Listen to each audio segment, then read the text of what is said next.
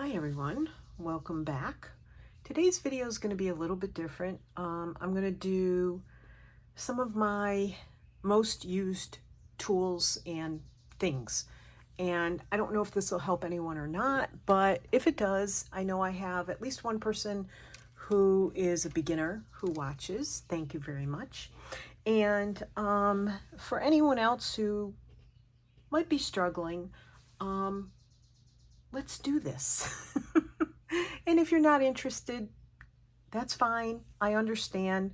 You are probably, if you're watching, you probably just turned me on to hear me jabber away while you're stitching, or you're just helping support my channel by having me on in the background. That's fine too. But hopefully this will help some people. So the first thing I'm going to start with is my wool mat. Now this is not the entire size of the wool mat I bought. I actually cut it in half, and the other half is, part of it is here in another bin. That's no, not enough room on the desk. That's part of the other half, and then that little piece goes there. And there's a little piece here that I have that if I want to use it just for like a pin cushion, I use this one on my desk as like a pin cushion needle holder for me. I've tried the pin cushions, don't love them. Otherwise, I use my needle book, but we'll talk about that in a minute. You can use this for felting on. If you have a felting tool and you want to do some felting, you can use this for that. You can iron on it. Just don't have your iron too hot. That's what happened there, but it's okay. It will smell. If you spray fabric with a water bottle, because you have some really stubborn fold marks in the fabric, and you have a hot iron, say it's cotton fabric, then it will smell. It'll smell like wet sheep, basically, because it's wool. It's a wool mat. It's great. Your pins do go through it pretty easily. See, that one goes through it. I'm gonna zoom in. Oops, sorry, just a little bit. So yeah, you do have to be careful, because it is soft enough for them to go through it. Great for felting if you want to learn to felt. So yeah, I really like my wool mat. It's very portable. I got a big one, like I said, and I cut it in half. I just used a utility knife, and you can see I didn't cut it very evenly, but that's okay. And when we would go away in the van, I would take this size with me and work on my lap. So there's that. Needle book. This was the first needle book I made, and no matter how many other needle books I've made, I still fall back to this one. I love this little needle book. I love the shabby chic look of it. I did double up my felt to get it to fit in here. I don't think this is real felt. I think this is the fake polyester felt, but that's all I had. I used a alphabet stamp to make these little labels on muslin, and this is for scissors, although I don't really keep scissors in there, but you can put a little scissor in there and put a button over the top like that so it doesn't fall out. So yeah, so I really like that. I can just reach in here, flip to the page. I need needles, pins, whatever. I have this little threader. I don't use this threader a whole lot. It gives me a hard time. I thought it was a pretty cool threader. For a big-eyed needle, it's fine. But then you're putting bigger thread through it, and the thread has to be folded over the edge, and I never use this side. But the thread has to be folded over the edge, and that doubles the thread, and for me, it's harder to get through a large-eyed needle. Pins were called when I bought them, but they're very thin, and they have a tiny head on them. I like these better than long, regular pins like this. I tend not to use these because you get stabbed more with those pins than you do the little tiny pins. So if you're looking for pins, I would look, I don't know if these are silk pins. I can't remember. I took them out of the container they were in, and Yeah, I did buy, these are supposed to be applique or sequin pins. They're so tiny. They are incredibly tiny and hard for me with my chubby little fingers to handle. They're good. You get stabbed less with, oops, that wasn't good. With the smaller pins, the smaller and thinner the pin is, I think the less you get stabbed if you're using pins while you're working. Some people absolutely hate pins and will use glue. And you can use a glue stick. I don't have one that I've pulled out right now. I should have thought about that. And if you're interested in a glue stick, let me know in the comments below and I can dig one up. Here in the US, there is a glue stick that is okay to use on fabric. It won't disintegrate your fabric. And you want one that's not permanent. You want one that's temporary and will wash out. So, oops, yeah, didn't see all those there. This little teeny tiny pins. That's the problem with the little teeny tiny pins. They are teeny tiny and they get everywhere if you spill them. And you cannot put these in a pin cushion, and you really can't put them in a needle book at all. So yeah, I was using these at first, and they're good for little tiny bits if you want to, if you have little tiny pieces that you want to stay in place, that'll work. Okay, I'm trying to clean up here. All right, so that's needle book for me. I depend on this needle book all the time. I have a list here because I had to make a list. Needles. Let's see. Now, I went and bought these tulip needles at Artistic Artifacts. Artistic Artifacts does have an online store. They are located in Alexandria, Virginia. I love going there, but I spend a lot of money when I go there. I thought I needed Milner's needles and bullion knot needles. I don't like them. I don't like them really at all. I find them hard to get through. They're supposed to be sharp, but I find them hard to get through more than one layer of fabric. They do have large eyes, and they are straight so that you can't, I'll zoom way in, so that you don't have a problem getting your knots through. To me, basically, the Milner's and the bullion knot needles look exactly the same. And I wouldn't spend a lot of money on special needles. So that's the Milner's and that's the bullion. So yeah, you don't have to buy special needles, in my opinion. If you want to go to the Royal Academy of Embroidery, hey, go for it. Bullion. I just want to get them back in the right box. Okay. Well, we are not having any luck with this one. There we go. All right. Needles. This is very old. This JP Coats. I don't even know if they make needle packs anymore. This is Dritz. This is a little newer. I have looked for needle packs like this. Oops, I got to zoom you out. There you go. And this is my recommendation. If you can find a needle pack like this, and I hope, there. It's very hard between the glare and the lighting, lack of. It's not a sunny day here, again. So, you can see chenilles here and here, and this pack tells you what's in it.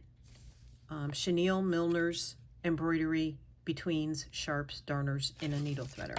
I probably disposed of the needle threader, who knows. But anyway, yeah, find yourself a pack of multiple size needles. And what I find is a needle like this has a big enough eye, it's straight enough. You can use that for bullion knots or French knots or just regular sewing, and they are sharp. I find these kind of needles way sharper than the tulips. I'm sorry. That's just how I feel. This one's very old, and it also had the chenille needles in it and multiple size needles with multiple size eyes. This one had, let's see, sharps, betweens, darners, embroidery, yarn, tapestry. If you can't find a pack like this, buy individual needles. DMC makes chenille, other companies, there's John James, that's beading needles, which I find extremely hard to use. I don't use them because the eye is so freaking tiny that I can't get a thread through that I want to use for beading. I don't know. And then, let's see. Ooh. Obviously these fell out. That's a quilter's basting needle. That's a good needle to use. It's got a big enough eye in it. It's straight. Some needles bend way easier than others. This is one that I got from Hobby Lobby. Newer pack, obviously. And this came with a few different sizes of needles. I have found that needles nowadays are not as strong as needles from the old days. This is a package of Dritz. It's multiple size embroidery needles. So this one here, these are really excellent. I would advise to get those if you can find them. These are sharps. They have tiny eyes. Not that great. Let's see. I think that's about it for my needles. All I can tell you is, in my opinion, you don't have to get a bunch of specialty needles, and you don't have to spend a lot of money on needles. Find a nice pack with an assortment in it, and when your needles get dull, when you find it hard to pull them through the fabric anymore, chuck them, put them in an old pill bottle or something like that. Keep that nearby, label it that it's old needles, and when that thing is full, you can chuck it. Okay. Hoops. If you want to use an embroidery hoop, you can get an inexpensive one to begin with, and see if you enjoy using it. If you do enjoy using a hoop, you might want to get a hoop stand and better hoops. There are better quality hoops than the cheap ones you can just buy in the craft stores here in the US. You can buy Beechwood, I think it is. Do some research, look around, and you can find, well, see, I took this one out. Now it won't go back in. You can find different woods that they're made out of. But you might want a hoop stand. I do not have a hoop stand. If I were working intently on a large piece, I would get a hoop stand and use it. But I do not prefer to work in a hoop. I work in a hoop when I have to. So you learn when that works for you and when it doesn't. Okay, let me check my list. All right, thread. I love variegated thread. Anybody who's been watching me a while should know that. Christine over at Create and Craft with Christine. Sorry, I was distracted. We both love variegated threads. So there you go. I put my threads on bobbins. I do not have a problem putting my threads on bobbins. If my thread has been on a bobbin a really long time, I try not to wind it. First tip, don't wind your thread too tightly. Try and wind it. I'm trying to find one that doesn't have little threads hanging off of it. Try to not wind it too tightly. That's when you get the creases in your thread. Of course, the thread closest to the bobbin at the beginning of your thread winding onto the bobbin is going to have the most creases. But just loosely wind it. Don't wind it so tight because you get anal about it. Trust me, I know. And if you have a problem, you can get a mini iron, a mini hair iron, hair straightener iron. And you can plug that in and you can whip your threads through that. You can keep a little bowl of water nearby and you can wet the threads that way if they're really kinked up and it's affecting your work. I'm not a professional, so I'm not fussed about it. I do like my bobbins. I like organization. When this thing gets out of hand and I cannot keep control of it anymore, it makes me nuts. So I don't consider myself that anal, but maybe I am. I have 3 boxes like this, not all variegated, of course. I do like these boxes. They don't make them like they used to, the newer boxes. I like the older boxes first. There also is this, and I'll bring you up just a tiny bit so I don't blind you. Love these larger bobbins, and what I put on these larger bobbins are these spools of DMC. You can either get crochet cotton or you can get, this is embroidery floss. It's cotton pearl, you know, and I use a lot of this. And this is almost all DMC. These are spares that I haven't wound onto yet. I like this color so much I bought it a couple times. So that's why it's just sitting there like that. You can use your threads out of the packets like this, but I have found, and I have tried it, it's just too messy for me. And the more you use, the more the labels are going to tend to come off. And I can use these right down to the very last little bit. Now this one I wound really hard, which is bad. So yeah. Some of these are like, this one is way stiffer than this one. This one was a cheaper version of the, not cheaper. This was the only one I could get. I couldn't find these on Amazon anymore. They say happy time. Don't know why. And there's a little saying at the bottom. I like them because they are a stiffer cardboard. But this is the new pack that I had to get when I needed them immediately. You can buy plastic small bobbins, or you can buy cardboard bobbins. Most of mine are cardboard bobbins, and I got these medium-sized ones.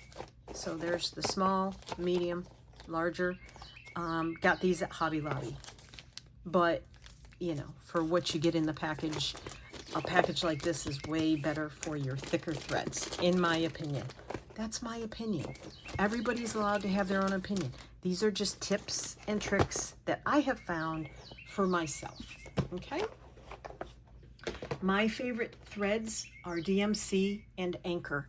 Anchor now comes on these spools, and they are sold in Joann's, Joann Fabric and Crafts. If they're still in business in the future, we'll see. But, because in case you didn't hear, they have filed bankruptcy. But they plan on staying open. But there's the Anchor threads. They all have numbers on them. It's nice because they're on spools. They don't kink up. They have a little bit of a curl to them. And, you know, but that's a whole different way of storing them. I only have white and black in the Anchor threads at the time, I think. I may have wound one other color maybe onto a bobbin because I don't have a way to store these yet.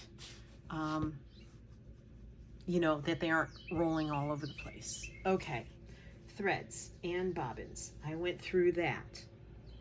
Scissors. I got these scissors in with my Janome sewing machine when I got it because it's a sewing and embroidery machine. These are cuticle scissors. These come in really handy. They're so fine. If you don't want to carry a seam ripper, which is what we call them here in America, or a quick unpick, I think they call them in Australia. These are great for that if you have to tear out something fine. A bit larger scissor, these are great for, and I got these in a store that's no longer open. I got these in AC Moore. They've closed. And I originally got them to work with paper. They're great for fussy cutting. snipping the edge of a fabric to tear it, or cutting around small small items. These are larger sewing scissors. They're not the best. They're Fiskars. I think I got glue on them somewhere along the way, so I need a new pair, but haven't invested in that yet. I wait until they're on sale in, you know, one of the stores. Also, keep a pair of paper scissors nearby, something you're willing to use on paper. Because if you're cutting paper patterns out, or you're tracing something and you want to cut it out, you don't want to use your fabric scissors on paper. Okay, so scissors, check. All right, beads. Yesterday I went to Hobby Lobby, and I'm working on a project which I will show you in a moment. And they had their beads for 40 or 50% off. I can't remember. I think it was 50% off. So when I go looking for beads, if I want a bargain, I find the beads that come in multi-packs. So this was a multi-pack, plus I started taking them apart, and then I thought, I'm gonna do this video. Plus these beads and these white pearl beads here, these ones, which you have to pop apart sometimes. They stick together, I think, in the processing. And for my project, this set of beads, I think this set of beads, not all of these back here, but these little white and beige ones, because I started taking them off the strings, I think it cost me, I don't know, $7 or $8 maybe not that much. And I got 1, 2, 3, 4, 5, 6, 7 strands of beads, and it was 50% off. So try and look for sales, bargains. These beads here were on sale in Joann's last week, and they were 4 for $10, but they had to be under a certain price. Their original price had to be under a certain price range. So yeah, but I got 4 strands for $10, and that's what I got from Joann's. And these I got from Hobby Lobby. So you can see kind of where that project is going color-wise. Needle threaders. I bought these yesterday, and I'm going to try them, because the needle threaders, like I said, this needle threader here, I find not that convenient.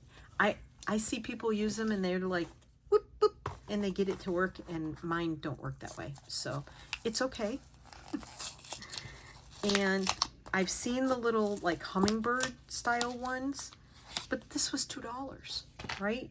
So I don't know how well the needle threader will work, but that's also a thread cutter blade right there. So yeah, you know, let's see. This is a fairly small needle. The question is, can I even get the needle threader in the needle? There. Now, putting a thread through that is a whole different story. So say I was going to use, this is probably a size 12. Yes, it's a size 12. There. That was easy. That was wonderful. And then to cut, it's not cutting so well. There you go. So I do like this. There's a hummingbird one by a different company, and then this was by Singer. And I do like this, I would recommend this needle threader. And you get 2 in case you break the wire on one. So there you go. And if you travel, you probably could get through TSA with that.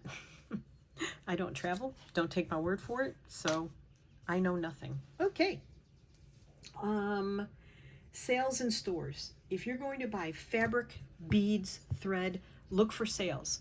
The 3 main stores in the US here are Joann, Hobby Lobby, Michael's, And if you live somewhere that you have other craft stores, leave a comment below where you like to buy your supplies, so we can help the beginners do what they do. So I'm going to put this here just to look at. Yeah, fabric. You can get fabric in many forms and in many places. Fabric can come on a bolt. It can be in a store that sells fabric like Joann or Hobby Lobby, or Michael's now sells fabric. Walmart. Walmart is another place to look for supplies if you're not opposed to shopping in Walmart. And you can, good Lord, this is shameful. That's the dust I just took off the top of my lamp in my room. Sometimes I don't realize that I need to clean things instead of just playing. Sorry, got distracted by that squirrel. Oh my gosh. Okay. How shameful. Now, I might have to cut that part out. Yeah, Walmart is not a bad place to look. I buy ribbon and laces there. Ribbon is way cheaper than if you go to Joann or Hobby Lobby or anywhere else. Honestly, just small ribbons are way cheaper there.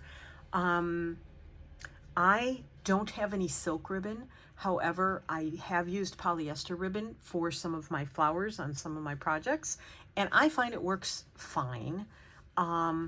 Silk ribbon is way better if you want to do ribbon painting, like Corinne over at To Be Loved Treasures by Corinne. She does beautiful silk ribbon work, and if you can get silk ribbon, then do it. If you can't, try with polyester thread.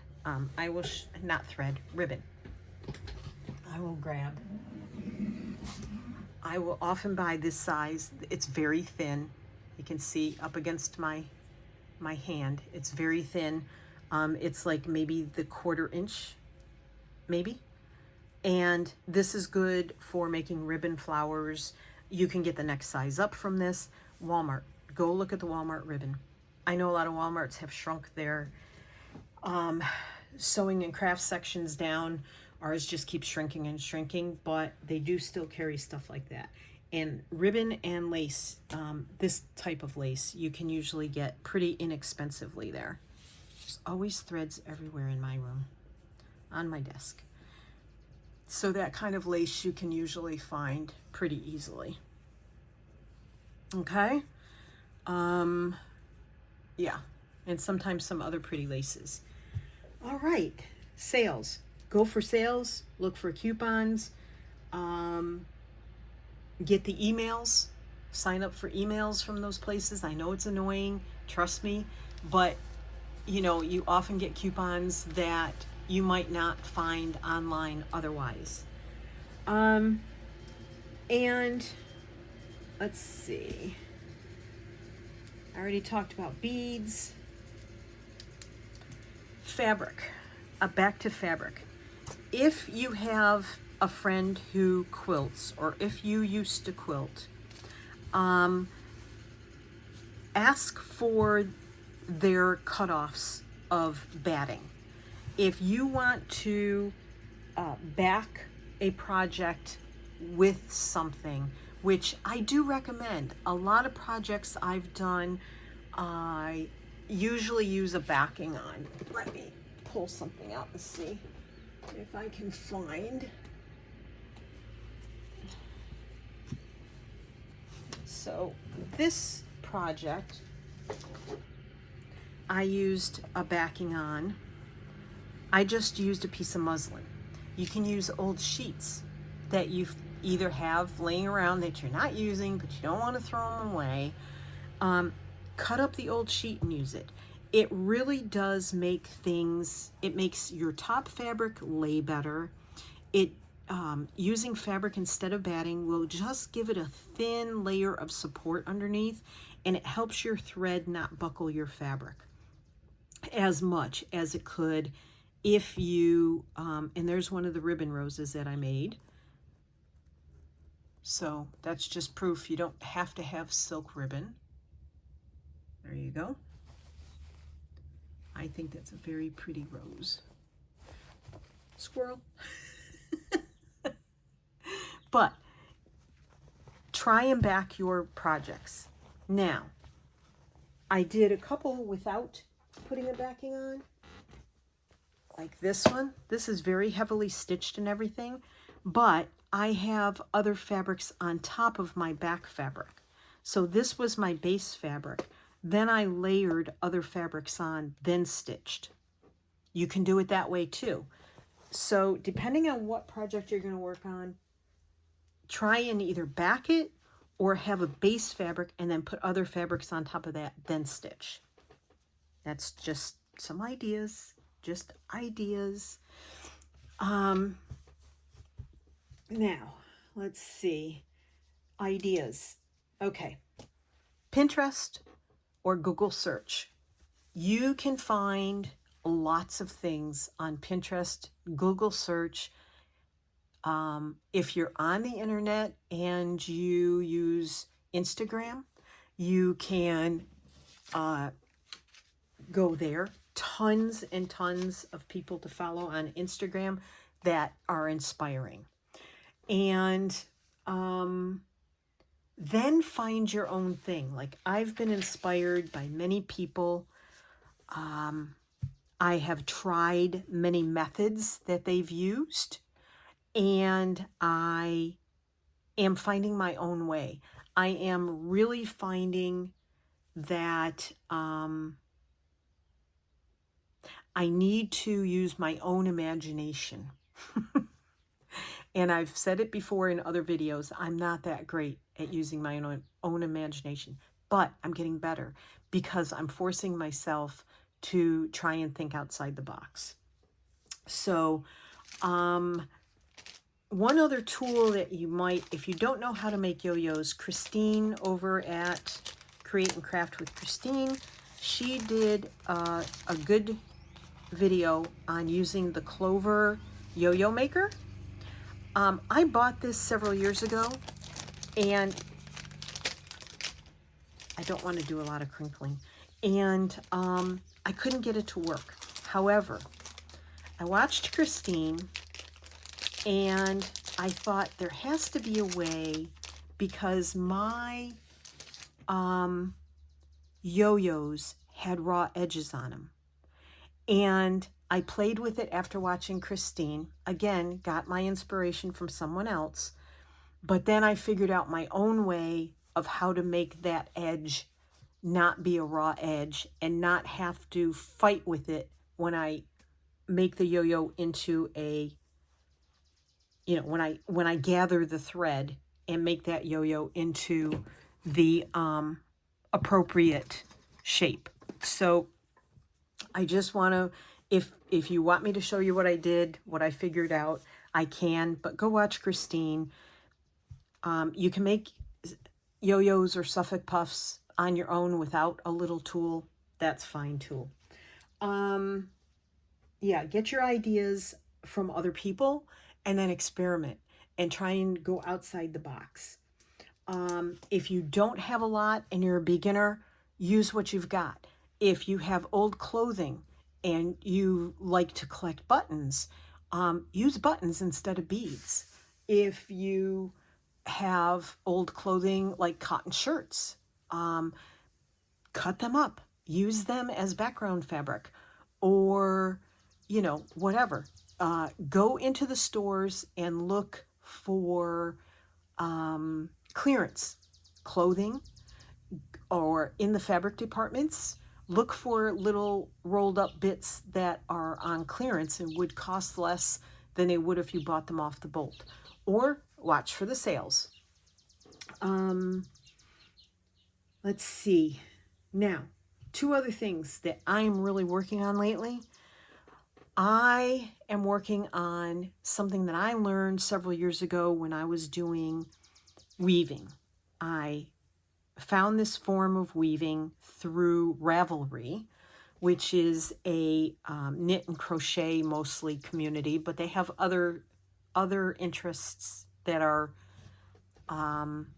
grouped. It's a forum, and there are groups, and it's by interest and craft.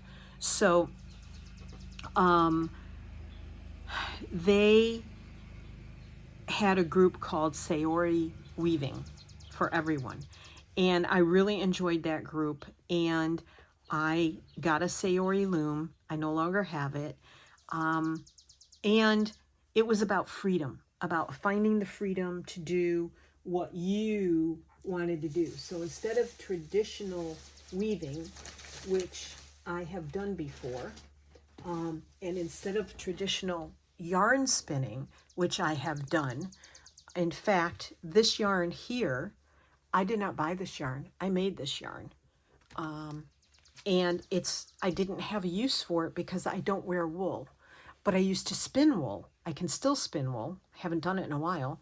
But I was very amazed and proud of myself that I made a wool that I could actually use in a project like this. And I've had wool downstairs in the basement forever, for probably, let's see, 10 years. I've had wool set aside, spun, unspun, raw wool, straight off of a sheep. So I wanted to start using that stuff, but I didn't know how. And then I saw Christine go to a retreat with Rachel and Sarah, the Roxborough, Roxy sisters. And if you don't know who they are, you should look them up too. Oh my goodness, I just went blank. Anyway, they went to a retreat and Flora Woods was the instructor. And they made items similar to this. So I'm experimenting and just playing around with this one. And I used some of my own wool here and here. And this is store-bought wool, so that's fine too. But this is some of my non-traditional wool and that I spun myself. A lot of it is commercially dyed. Some of it is hand dyed. And I spun this myself. And it is the coolest wool because it's very textured. It's very colorful. I love these colors together. And I just had fun with it. And that's the thing. When I'm having fun and I am using stuff that I am proud of, I have way more creativity. So I may get back into spinning wool. I don't know. It's all in the air. But I'm not going to get away from embroidery or slow stitching. I don't do traditional embroidery, so there's that. But the slow stitching is like my zen. But this is stretching my creativity and my boundaries. And I am just starting to have way more fun now. So it's all kind of, this is wool that I got and I blended it myself, and I can use this. I have sheep's wool in here that are just locks straight off of the sheep. So yeah, I mean, you see how this wool is curling, how it's all, no, you can't see because it's too far away. You see how it's got this wave to it? That is actually from the sheep wool itself. It's just got that little wavy stuff going on. Yeah, isn't that fun? So now I have a reason to start spinning my own wool again. And I'm excited about that. As soon as this puppy grows up and I have more time, which probably won't be for another 2 years, I hope to grow my artistry with my items. Anyhow, this is not finished yet. This is just what I'm working on off camera, mostly because what I'm doing is similar to what the people at the retreat did, even though I wasn't there. it was pretty easy to figure out, and I don't want to overstep my boundaries with doing certain things. Anyway, when I was doing the weaving, the Sayori weaving, I learned about a phrase called Wabisabi. And basically it means embrace the imperfection. And what that means is, don't worry that you're not doing something the way somebody else did it. Don't worry that it might not be right. Don't worry that someone else may not like it. Do what you love. Do what makes your heart happy when it comes to creating. I think that having certain tools, having certain fabrics that you see other people use is very inspiring. I'll be the first to admit I've gone online and found fabrics that I see someone else using, and because I just have to have it. Now it's sitting in a drawer and I haven't done anything with it. Why? Why did I have to have that fabric? That reminds me, I have some put away that I want to do as a project, and I need a new project to work on, so I need to pull that out. So that just reminded me of that, which is funny to me because I didn't even remember that I have that fabric in there. But do what your heart is telling you to do when it comes to creating. Glean ideas from other people. Watch other YouTubers to see techniques. Look on Pinterest. Look on Google. Whatever your thing is, go to quilt shows. You never know what someone may do that's outside of the normal box. And get ideas. Take photographs if you're allowed. Save a Pinterest board for inspiration. Work on what makes you happy, which is where this improving my techniques piece came from. I am so happy with this. I feel like I could do more with these petals, but I will do those on other pieces. So keep going, keep doing your thing. And when you find you're happy, that's when you'll know that you're on the right track. And if that track gets waylaid, go with it. I jump all over the place. Like, I have done so many things that I have enjoyed. I've done the Japanese rice bags. I have done, back when I was following Ariane Zurcher, because she was doing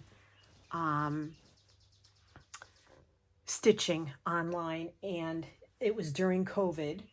I really enjoyed watching her. I'm just grabbing a bag here, and I did these panels. These colors were done, I think, with ink pads. I can't remember now what I did, but I colored this fabric, or maybe it was Rit dye. I don't remember, but I tried all of these things that Ariane showed us how to do, and I had a blast. I mean, there's a covered bead with drizzles coming out of it. There's cut up fabric that I stitched around. There's bullion knots here. There's beading. And what I did was I did it on a piece of fabric, and then I stitched the piece of fabric onto this bag. There's the other side. Look at this. Look at that little covered bead. Wooden beads. If you can find wooden beads in the shops, get a package of wooden beads. There's so much you can do with wooden beads. There's a bullion rose. More little loops here. See those little loops? Yeah, I had a blast with this. Get some fabric pens. When the stuff is on sale in the store for tie-dyeing, get some of that stuff. It's very easy to do. Use watercolors. If you have watercolors in your house, use that. Fleur uses acrylic paint and paints things. So if you have stuff laying around from other craft adventures that you've done, then go ahead, grab a piece of fabric and experiment. There's nothing, I mean, these were all like testing, like do this stitch, do that stitch, do this shape, do that shape. These were all experiments. And now I carry this bag with stuff in it all the time. So have some fun, buy fabric and thread that you like. Don't do it because someone else is using it. Get a canvas bag and get some, this is a cotton linen blend that I get at Joann's, but you don't have to do that. Get a sheet, get some muslin. It's inexpensive, and back it with something. This isn't backed with anything, mind you. That was before I realized I should back things. But then I folded the edges under. I left enough space around the edges. I folded the edges under and stitched it down to the bag. And this bag has 2 layers. It has an inside layer and an outside layer. It's a really nice bag. I got this at a market. And so I made sure that the stitches, when I stitched it down, didn't go to the inside. So this is a market bag that I covered, whatever the design was on the outside of it. Don't even remember where I got it at this point, because I mean, I'm talking 2020 here, so too long ago for me to remember. So yeah, I just wanted to share, find your joy, find your happy, find your own way.